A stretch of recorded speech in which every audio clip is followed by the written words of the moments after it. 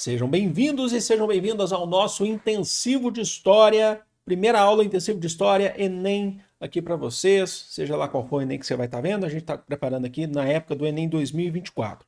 Já avisei vocês, já fiz vídeo que vai ser um intensivo que não é revisão, é um intensivo com conteúdo e com exercício, a gente sempre vai ter exercício no final das aulas para fazer, não só do Enem, mas enfim, todas essas questões que eu já abordei com vocês.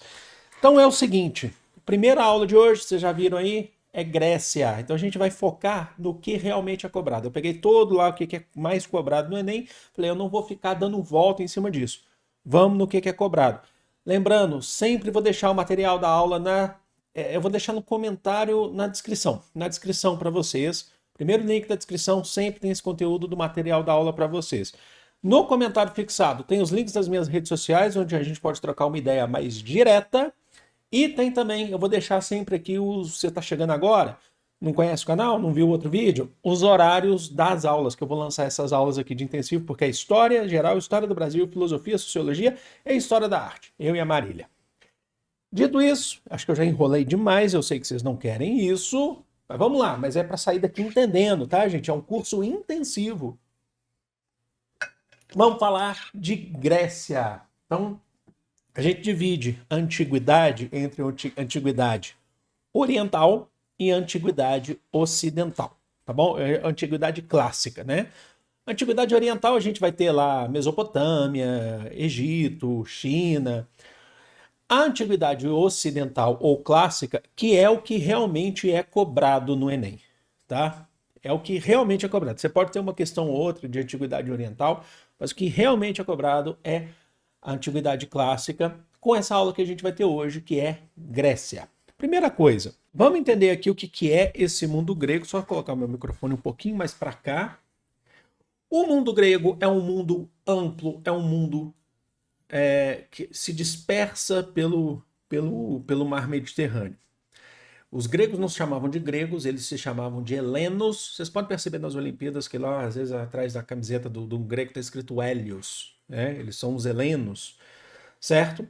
Aqui a gente tem um mapa que eu já mostro para vocês, que a gente tem maneira de achar que Grécia, geralmente, e é o que é cobrado de fato, tá? O que mais é cobrado, quando se fala em Grécia, o Enem e outras provas generalizam, mas estão falando de Atenas, porque Atenas que é o berço da democracia e tal, é o que é mais cobrado de fato. Às vezes você tem uma questão de Esparta ou algumas outras questões.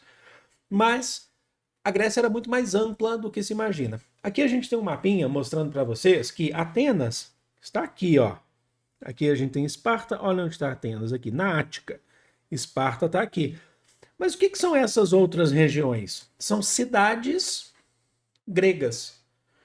Então, Grécia não se tratava de um império, mas sim de cidades-estados, de povos que se identificavam culturalmente. São vários povos, não é só um. Então, a gente teve lá os dóricos, os jônicos, os eólios, os aqueus, e eles iam se dispersando pelo mundo grego, pelo mar Mediterrâneo. Olha só, eles chegaram até a Península Ibérica aqui, chegaram na Península Itálica, chegaram aqui na Ásia Menor, onde a gente vai ter ali a Turquia, por exemplo. Então, ali você tinha cidades que a gente chama de cidades do mundo heleno, cidades gregas. Elas eram independentes entre si, daqui a pouco a gente vai falar aqui. Mas o que eles tinham em comum? Eles tinham em comum uma cultura micênica, a cultura creto-micênica, a cultura helena que eles chamavam, eles se identificavam com os deuses, com hábitos culturais, mesmo mantendo suas diferenças.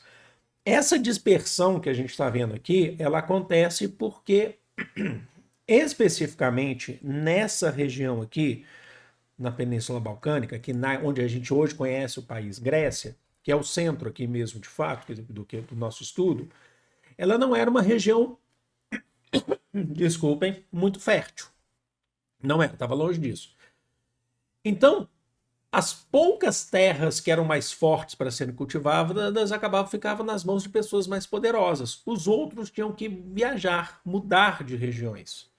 Por isso você tem essa dispersão. Os gregos eles tinham uma terra fértil ali para produção, por exemplo, de azeitonas, e eles produziam muito azeite, e eles exportavam esse azeite para outros, vendiam, né? Não exportavam.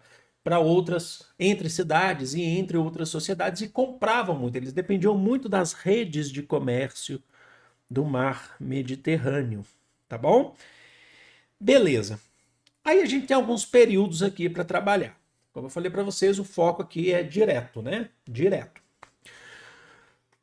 A gente não vai falar de todos os períodos do mundo grego, é o que é realmente importante para a gente. No período homérico, a gente divide lá o mundo grego entre período pré-homérico, homérico, arcaico, clássico e helenístico. No período homérico, certo? Que vai lá de 1100 a.C.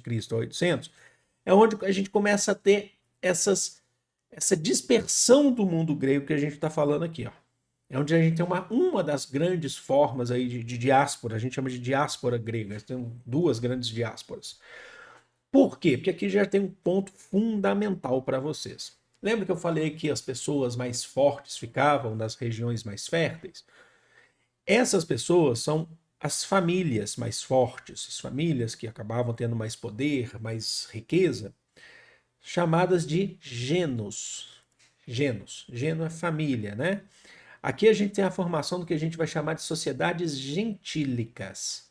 São as famílias mais fortes. Elas ficam com as melhores terras, lá entre 1100 e 800 a.C., antes do período clássico, e as outras vão ter que se dispersar. O que está surgindo aqui? Para cair no Enem aqui é um pulo, a propriedade privada. Opa, a gente começa a ter pela primeira vez a noção de propriedade privada no mundo antigo. Ah, lá no Egito não tinha, lá na Mesopotâmia não tinha? Muito pouco. Por quê? Porque lá era o Estado dominante. Lá era um modo de produção asiático, daqui a pouco eu explico mais um pouquinho sobre isso aqui. Então não pertencia a alguém, a uma pessoa, a terra. Lá era o Estado, o faraó era dono do Egito. O rei era dono de uma sociedade mesopotâmica inteira. Aqui a gente está vendo a força das famílias. É uma questão individual, é o surgimento da propriedade privada. Aqui a gente começa a entender mais o que é público e o que é privado. Certo? Passando esse período, a gente chega no chamado período clássico. O período clássico é o período que a gente mais estuda e realmente o que é mais cobrado, que é o período onde nós temos o auge das estruturas políticas das cidades. Eu vou voltar lá no mapa e sempre que eu precisar eu vou voltar nesse mapa aqui para mostrar para vocês.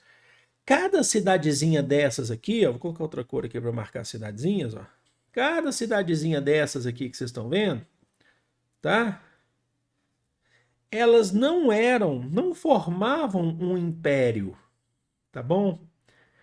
O mundo grego não chegava a formar um império. Chegou a ser um império só no período macedônico, que as cidades foram dominadas pelo Império Macedônico. Aí é um período que a gente chama de helenístico, é pós o clássico. Não formavam um império. Eram conhecidas como polis. O que são polis? São as cidades-estados. O que é uma cidade-estado? Existe até hoje isso, tá, gente? Claro, de uma outra maneira. Cidade-estado é uma cidade que ela já tem a sua gestão em si. Ela não forma um país como o Brasil. Você pega, por exemplo, Mônaco. Mônaco é mais próximo disso. O Vaticano mesmo é mais próximo disso. É uma cidade. A gente tem isso no Oriente Médio, sabe?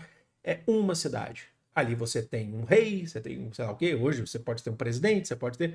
né? Mas geralmente elas são monarquias, né? Mônaco é uma monarquia. É uma cidade. Entendeu? Elas têm autonomia.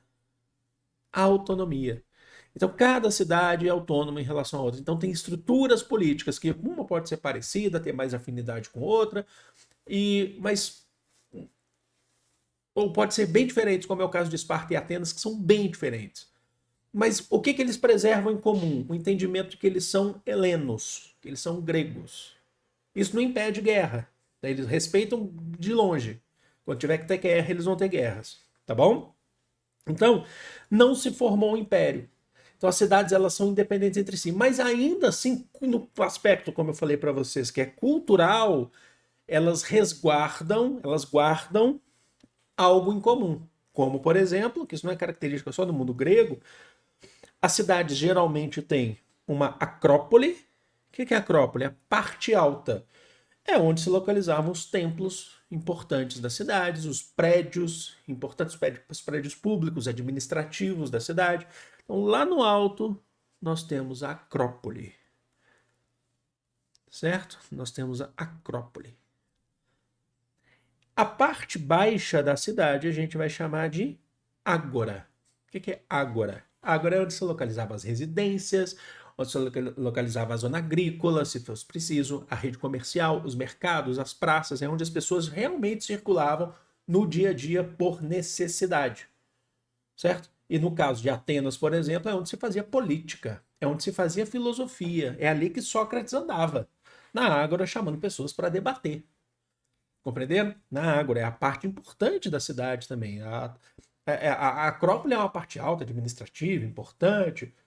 Eu frequentava muito pela elite, mas os templos também abertos ao público, né? Os templos de adoração a Atena, a Zeus, né? A outros deuses. Mas a Ágora é onde você tem um andamento diário dessa cidade. Tá bom? E aí a gente precisa entender. Isso aqui, ó, é o que mais já foi cobrado no Enem. Isso aqui. Esse ponto aqui. O que é ser cidadão em Atenas? Quem que vive na cidade? Vive muita gente. As cidades eram grandes. Esparta era menor. Atenas era maior. Quem era cidadão? Conceito de cidadania.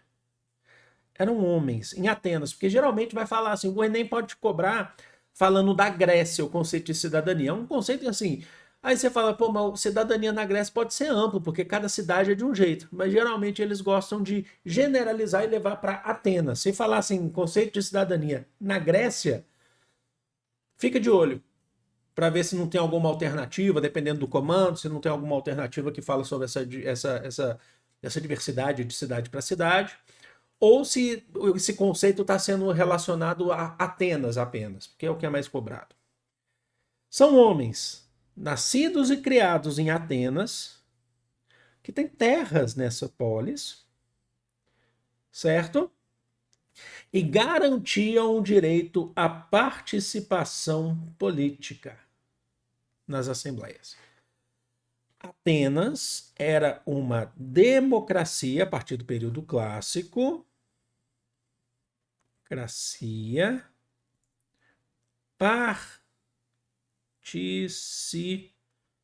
participativa.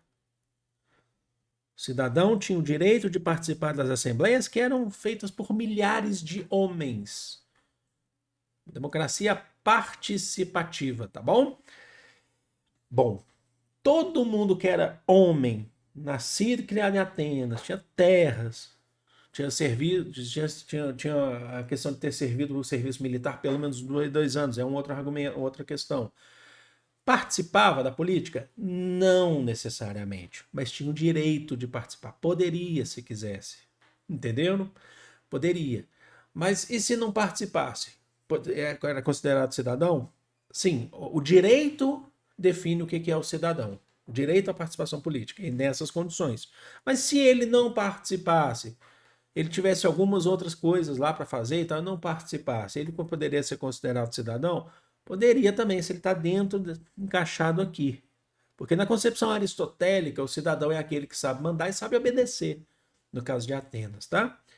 Essa concepção de cidadão muda de cidade para cidade? Pode mudar. Em Esparta, por exemplo, você não tem assembleias grandes.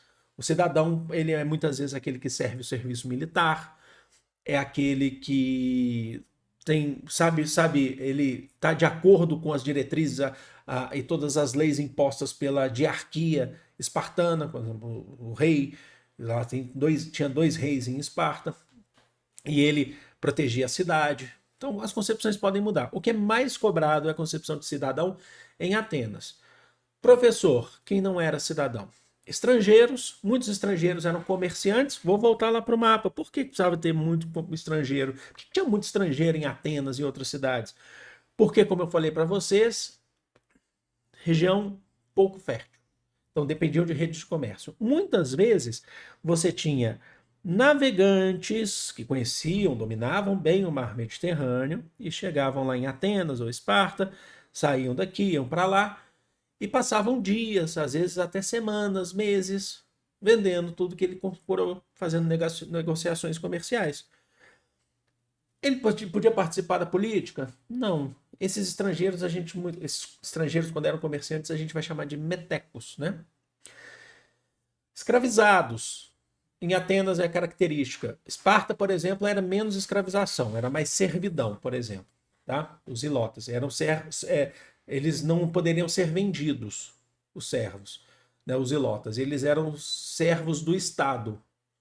O Estado os dominava, os maltratava, muitas vezes os prendiam e emprestavam ele para as pessoas, para os cidadãos espartanos, mas ele não podia vender, eles não eram considerados mercadoria. O escravizado, ele é considerado mercadoria.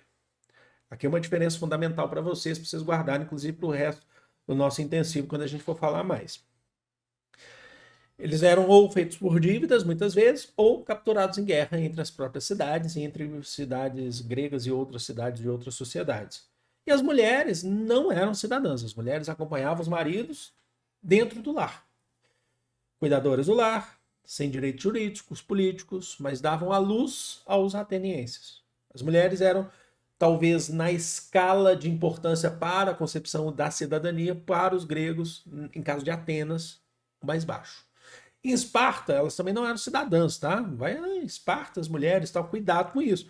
Em Esparta, as mulheres eram consideradas guerreiras, elas poderiam guerrilhar e elas davam à luz, então tinha essa questão toda, a importância, davam à luz aos nobres guerreiros espartanos, fortes. Então as mulheres deveriam ser fortes, porque na crença deles daria à luz aos grandes guerreiros e também iam para a guerra se necessário. Mas participar de política ou ter importância, política em Esparta também não, tá? Não, toma cuidado, porque vai achar que na Esparta as mulheres eram super respeitadas, como não eram, tá? Você tem uma importância diferente em relação a Atenas. Em Atenas, elas eram muito mais subjugadas, isso é verdade. Tranquilo? Bola para frente aqui no nosso intensivão.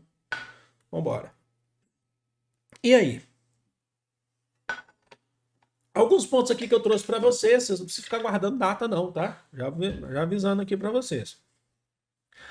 A gente tem alguns legisladores em Atenas que transformaram um pouco essa sociedade. Por exemplo, o Drácon, lá em 621, ele constituiu a primeira lei escrita de Atenas. Ele lá definia que qualquer crime seria punido com a morte. Então, qualquer pessoa que cometesse um crime em Atenas seria punido com a morte. Isso prejudica principalmente a população mais pobre, que às vezes cometiam crimes, por exemplo, de roubo, mas roubo de comida, por exemplo, e eram punidos com a morte. Os ricos não precisavam roubar comida. Certo? Mas é uma lei que já define um pouco dessa organização, dessa estrutura social. Tá bom? Em 594, Solon, ele coloca fim da escravidão por dívidas, certo? O pai dele foi escravizado, tal, então ele por histórico, inclusive, ele coloca fim. Como um legislador, ele define uma lei que é aprovada nas assembleias. Inclusive, a escravização continua, mas não por dívidas, mas sim com derrotados de guerras. E Clístenes, que é considerado o pai da democracia ateniense, porque ele reformula o sistema político, aumentando o número de pessoas, de cidadãos participantes das assembleias. Então você já tinha assembleias grandes com 40 mil pessoas, ele aumenta para 60 mil. Então, o conceito de democracia participativa na Grécia, em Atenas, por mais que seja participativo, ainda é um conceito limitado, porque tem que definir, você tem que perguntar, quem é o cidadão? E a gente já falou aqui, isso é cobrado bastante no Enem, tá bom? Ponto importante aqui pra gente, vamos lá, gente, vamos lá. Em Atenas, também não dá para falar de todas as cidades, era estabelecido o modo de produção escravista. O que é um modo de produção?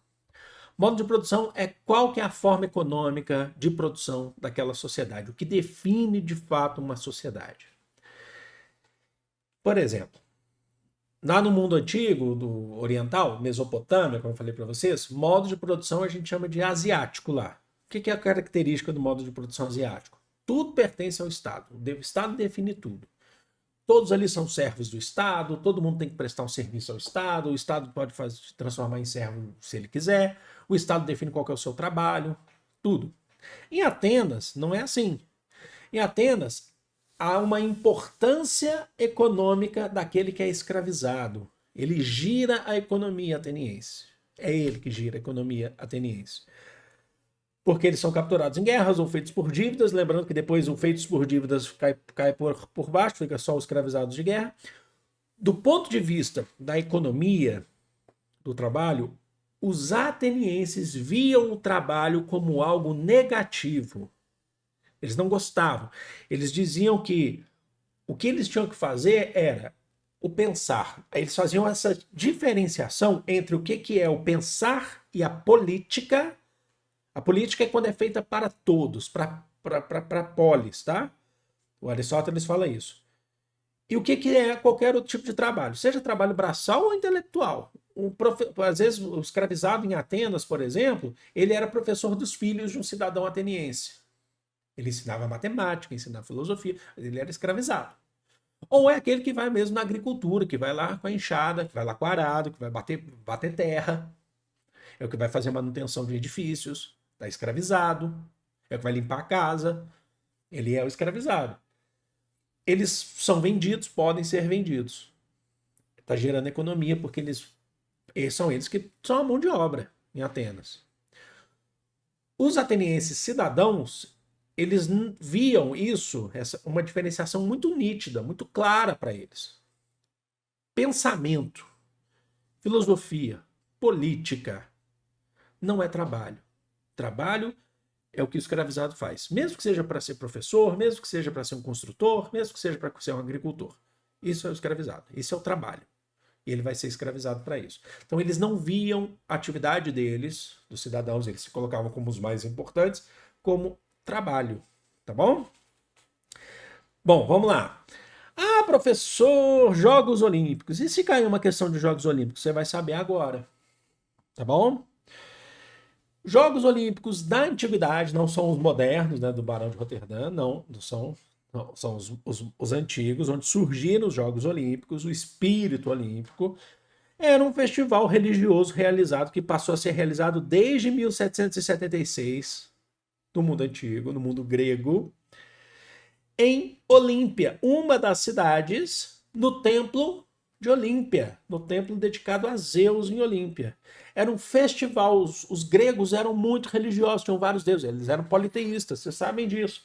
Eles iam lá realizar de 4 em 4 anos esse festival, onde você tinha 5 dias de provas físicas, de esforço físico, corridas, levantamentos de pesos, arremessos físicos, lutas físicos, certo? Cada cidade levava os seus representantes. É um momento de festival.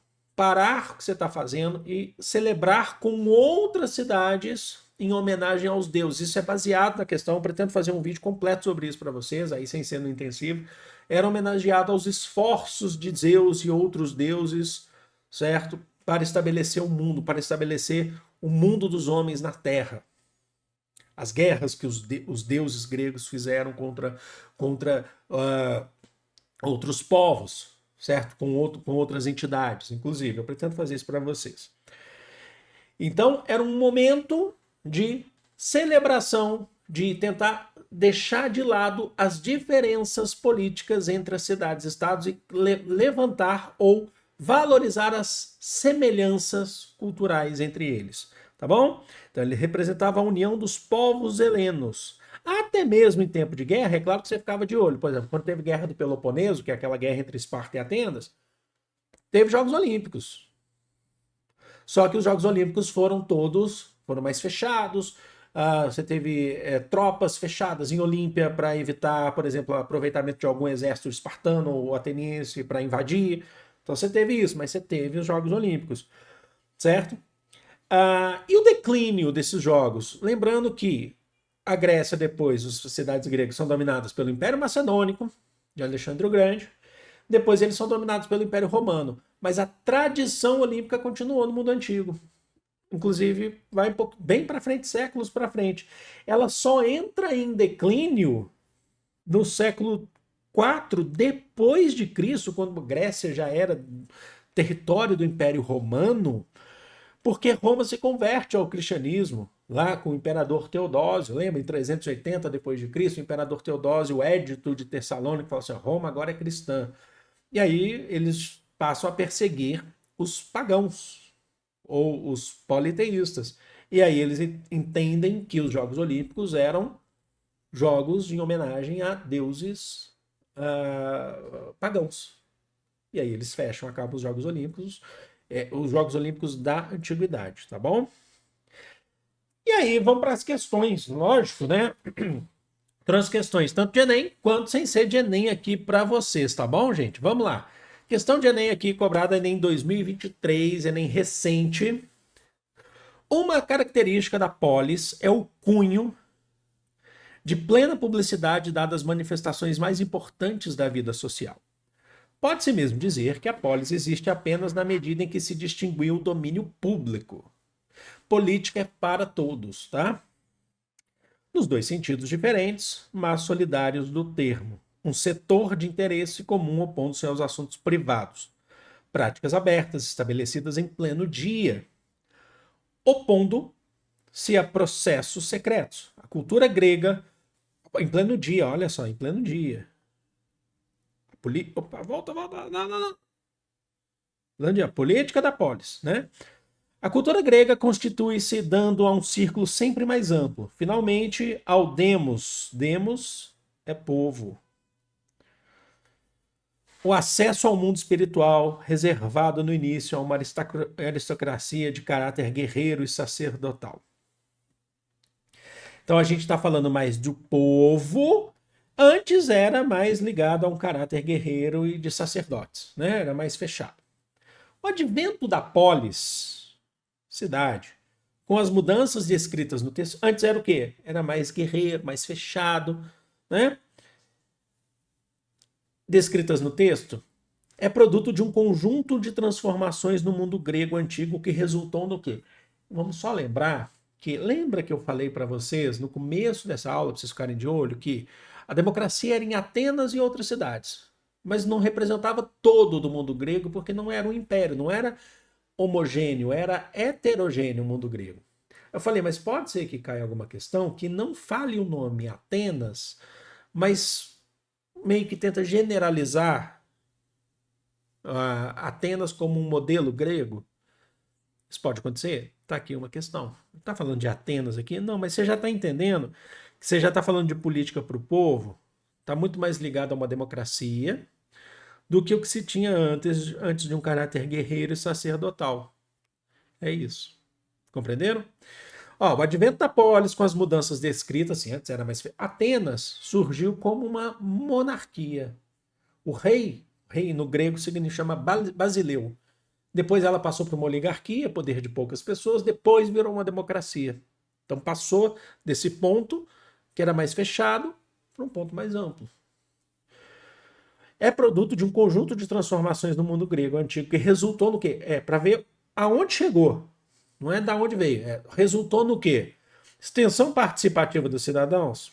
Matamos, gente. Lembra que o conceito de cidadão é um conceito restrito, mas levou à extensão participativa dos cidadãos. É o que o texto está falando para a gente. A gente saiu de um ponto A, que era mais restrito, para um ponto B, que é mais amplo. Ainda assim é restrito porque você sabe o que é o ser cidadão em Atenas. Mas é bem mais amplo do que se tinha antes. A B fala assim, ó, vamos ver as outras, né? Elevação financeira das famílias. Não, isso aqui, assim, a gente está falando de participação política. A C, dominação de uma nobreza urbana. Atenas não era mais monarquia, ela foi monarquia só no começo, então não pode ter a nobreza, certo? Vamos lá. A D, supervisão dos assuntos, já não era monarquia, então tira a monarquia, tira a nobreza. Resultou no quê? E a instauração de uma comunidade igualitária é o que menos tinha. A gente já falou que cidadão é um negócio muito restrito. Como é que pode ser igualitário? Também não é. Então, alternativa A. Enem 2020, tá vendo como é que é cobrado isso aqui? E é bem nesses moldes aqui, entendeu? Concepção de cidadão e a estrutura da polis. Na Grécia, o conceito de povo abrange tão somente aqueles indivíduos considerados cidadãos. Pronto, já falou. O que é povo? É o cidadão. Os outros não são. Assim, é possível perceber que o conceito de povo era muito restritivo. Falei que isso aqui é bastante cobrado, foca, gente. Mesmo tendo isso em conta, a forma democrática vivenciada e experimentada pelos gregos atenienses, gostei que esse exercício já falou. Então, são os atenienses, nos séculos 4 e 5, que é o período clássico que a gente tratou na aula, pode ser caracterizada fundamentalmente como direta, democracia direta participativa. Naquele contexto, a emergência do sistema de governo mencionado nesse excerto promoveu o quê? A competição para a escolha de representantes? Não. Você pode ser um representante se você tiver a concepção de cidadão lá estabelecida, tá? Então não há uma competição, não tem programa eleitoral. B. Campanha pela revitalização das oligarquias. Oligarquia é restrito. É mais restrito ainda. Oligarquia significa poder de poucos. Pensa na República Oligárquica do Brasil, os cafeicultores. Poder de poucos. Então não pode ser essa. C. Estabelecimento de mandatos temporários. Não, é cidadão, tá lá. Existem alguns mandatos, sim, mas não é isso que define uma democracia ateniense. D. Declínio da sociedade civil organizada. Não, ascendeu uma sociedade civil mais organizada com isso. A gente não está falando se é bom ou ruim. Subiu, né? Se organizou. Então tem que ser a E. Participação no exercício do poder? Sim, resultou na participação do exercício do poder de quem? Dos cidadãos. E vou falar de novo, vocês vão me escutar falando bastante isso. Não esquece a concepção de cidadão no mundo grego. Por favor, tá? Vamos embora. Mais uma questão. Opa, bom. Enem, depois tem questões que não são do Enem, tá? 2019 pra gente. A soberania dos cidadãos dotados de plenos direitos era imprescindível para a existência da cidade-estado. Vê como é que o Enem adora essa concepção de cidadão? Segundo os regimes políticos, a proporção desses cidadãos em relação à população total dos homens livres podia variar muito. Pode depender de cidade para cidade, né? Sendo bastante pequena nas aristocracias e oligarquias e maior nas democracias. Então, você tem, quanto mais cidadão, mais gente participando da política, no conceito da democracia.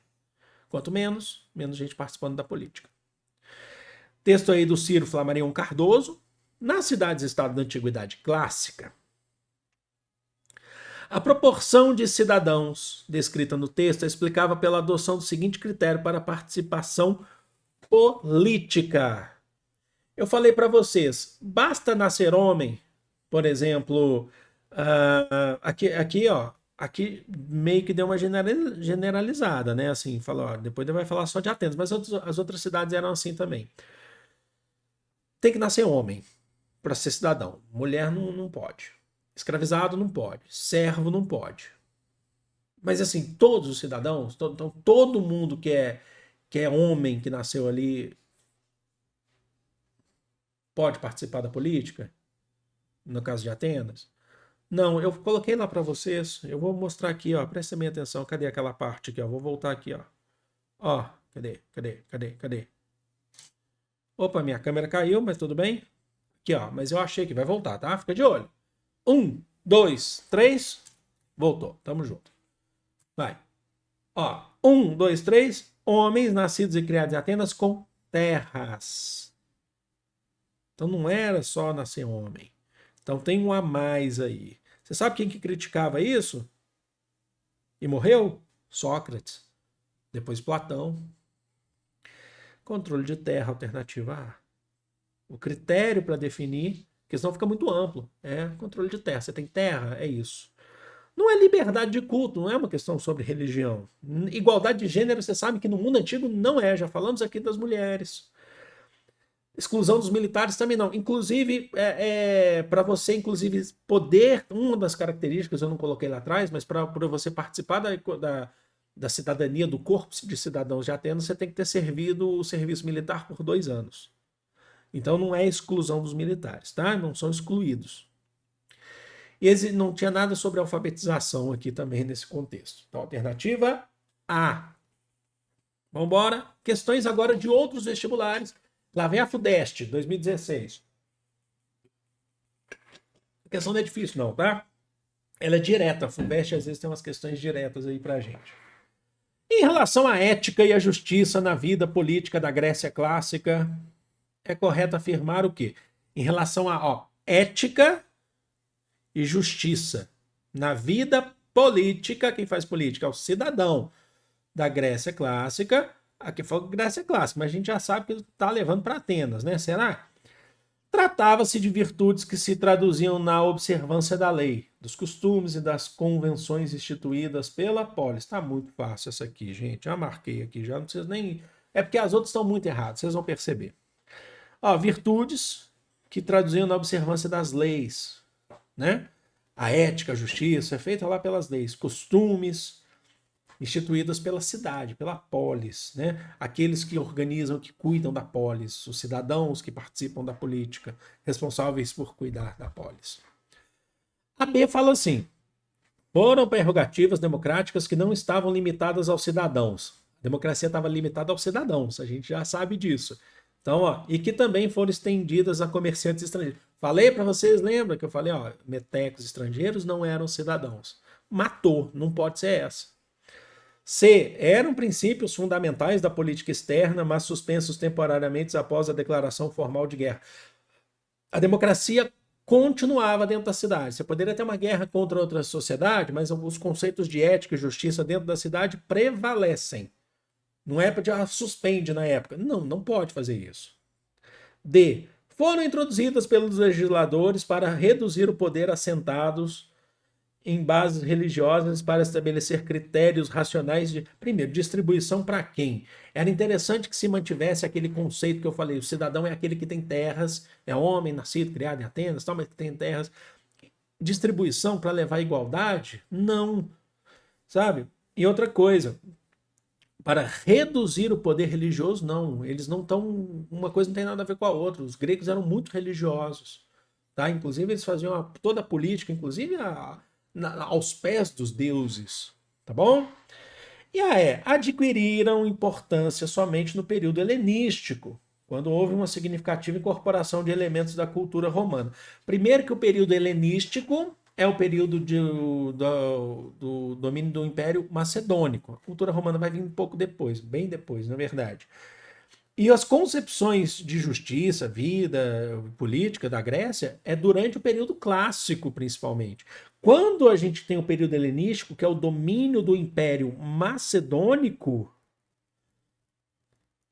o Império domina as cidades-estados gregas. Isso acontece depois da Guerra do Peloponeso, onde os gregos batalham entre eles mesmos, Esparta e Atenas, e os macedônicos chegam depois da guerra e falam assim, vocês estão desgastados, eu vou dominar. Acabou a autonomia da cidade-estado. Falou assim, agora tudo faz parte do nosso império. Então é aí que não tem mesmo essa concepção de justiça e vida política da polis, tá bom? Então, alternativa A. Unesp 2016. Vamos lá, galera.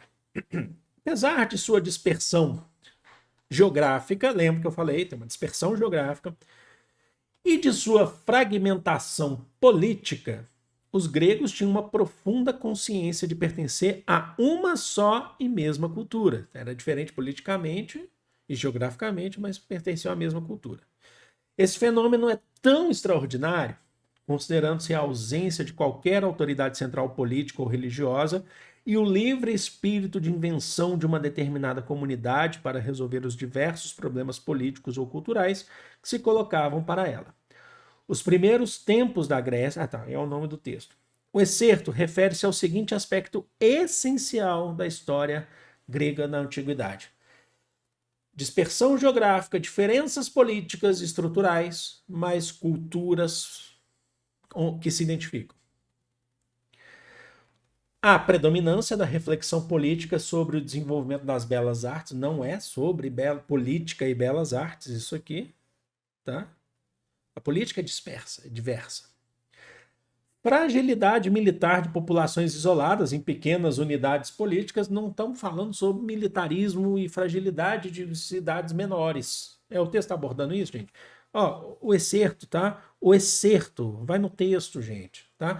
É simples, sabe? Segundo Freud, apenas, às vezes, um charuto é apenas um charuto, não precisa ficar tentando achar alguma interpretação em cima disso. C. Vinculação do nascimento da filosofia com a constituição de governos tirânicos. Aí que não. A filosofia nasce em governos não tirânicos. Por que a filosofia socrática nasceu em Atenas? Porque ali você tinha espaço para o diálogo. Está ligado à democracia, não à tirania. O tirânico é o centralizador.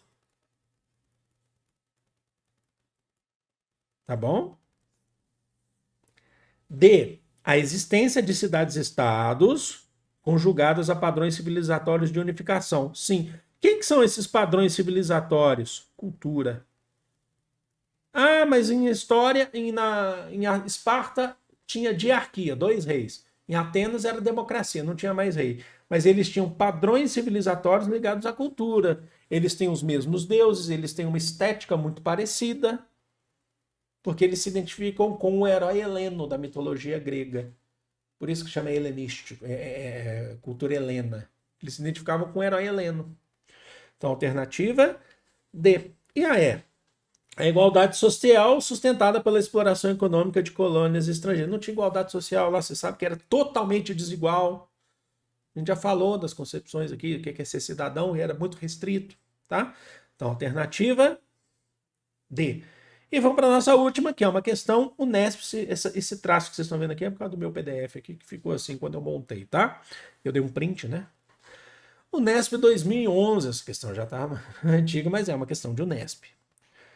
Para os gregos, a ideia de confronto entre oponentes até que um dos contendores superasse os demais, atingindo um grau de excelência reconhecido e admirado por todos os circunstantes, era um ritual central em sua cultura. Os gregos faziam com que ele integrasse várias de suas cerimônias, as mais importantes e as mais sagradas. O texto afirma que as Olimpíadas na Grécia Antiga, vamos lá,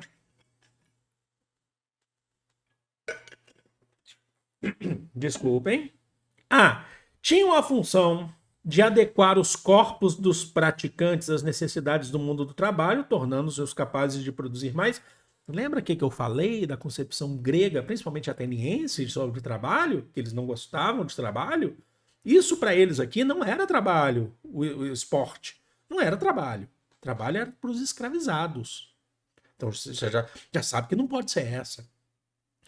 B. Permitiam que a população se divertisse, dissolvendo as tensões sociais e facilitando a dominação política por parte dos governantes. Não, era uma questão de celebração. Os Jogos Olímpicos não era uma política do pão e circo como era em Roma.